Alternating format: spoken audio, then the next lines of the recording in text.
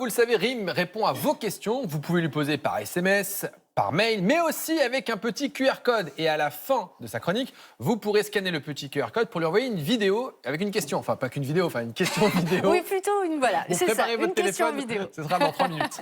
Voilà, et pour le moment, on va répondre à Mélanie qui nous a posé cette question. Elle nous demande si consommer de la spiruline pour manger plus de protéines, est-ce une bonne idée et quelle quantité faut-il en prendre et puis est-ce qu'il y a des risques. Alors pour ceux qui ne connaîtraient pas, regardez à quoi ça ressemble la spiruline. Donc soit on le trouve comme ça, sous forme de gélules en pharmacie et vous avez aussi sous forme de poudre comme ceci, hop, voilà, tout simplement.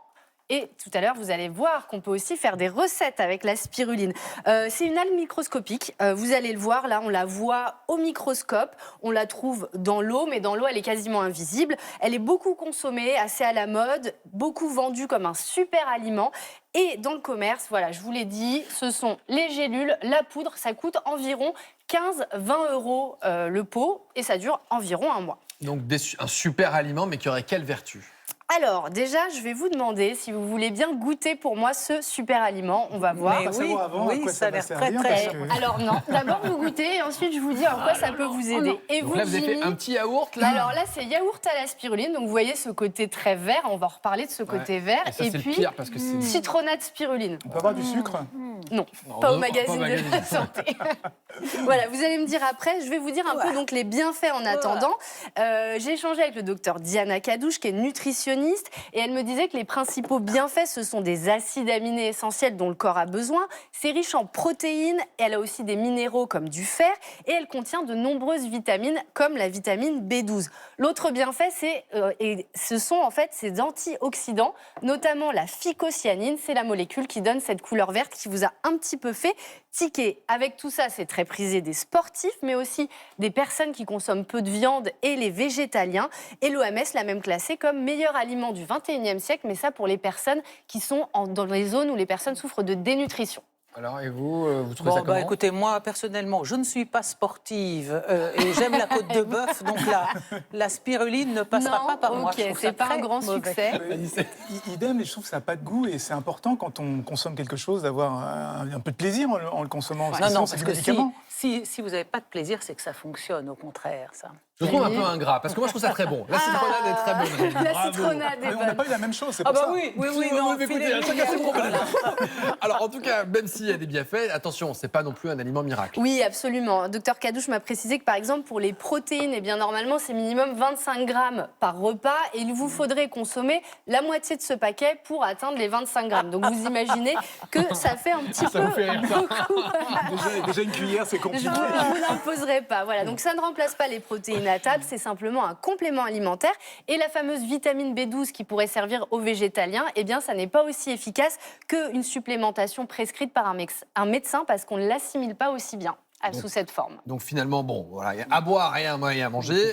Il y a des risques ou des contre-indications ? Oui, alors comme on le dit souvent, c'est pas parce que c'est naturel que c'est sans risque. Il y a quelques années, face à l'engouement, l'ANSES avait fait des analyses, donc c'est l'agence de sécurité alimentaire, et ils avaient retrouvé une certaine quantité de toxines et aussi des métaux lourds, donc dans certains des comprimés analysés. Le docteur Corinne Hayashi-Sportiche me décrivait parmi les effets secondaires des troubles digestifs et aussi des allergies. Donc si vous avez un terrain allergique, il vaut mieux éviter. Tout simplement, la recommandation de l'ANSES et des médecins, c'est tout simplement de faire attention à la fabrication et la qualité du produit, parce qu'on le trouve dans les magasins bio, en pharmacie, mais aussi en ligne. Donc, essayez d'aller vers des laboratoires fiables, des choses qui sont sourcées, pour éviter qu'il y ait tout simplement des mauvais produits dedans. Mais rassurez-vous, là, c'était que de la bonne spiruline. C'est sans danger. Je ne peux pas imaginer Mon voisin va finir son yaourt, du coup. Merci beaucoup, Rim, c'était parfaitement clair. On rappelle que les téléspectateurs peuvent vous écrire sur rim@alledocteur.fr ou au 06 58 75 04 71, mais aussi avec un QR code. Oui, donc prenez votre téléphone, vous ouvrez l'appareil photo et vous allez scanner le petit QR code que vous allez voir à côté de moi.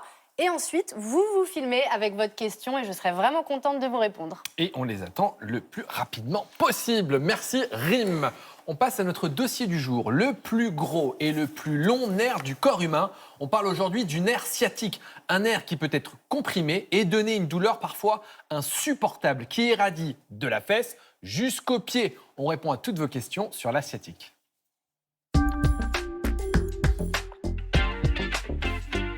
Comment en venir à bout? Est-ce que les infiltrations sont-elles efficaces? Peut-on prévenir cette sciatique grâce à l'activité physique? On répond à toutes nos questions avec nos 2 spécialistes qui ne devraient pas tarder. En tout cas, on l'espère. Sinon, on va devoir meubler pendant un certain temps. Le docteur Patrick Schisser.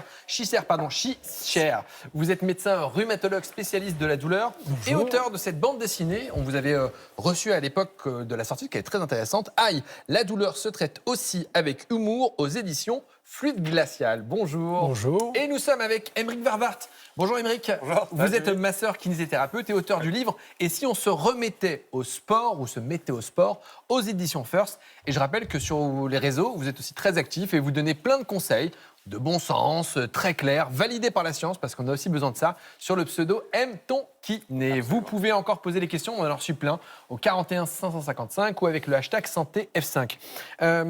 Patrick Schisser, on va commencer avec une question de Jordan. Quand on a une douleur dans la jambe, la fesse, mais pas dans le bas du dos, est-ce que c'est une sciatique? Est-ce qu'on peut montrer et expliquer ce qu'est une sciatique? On a une petite planche anatomique pour que les choses soient très claires. Alors, le sciatique, c'est un nerf et c'est une douleur. C'est à la fois un nerf et une douleur, donc, qui démarre. Le nerf, lui, démarre du bas du dos, les dernières colonnes lombaires.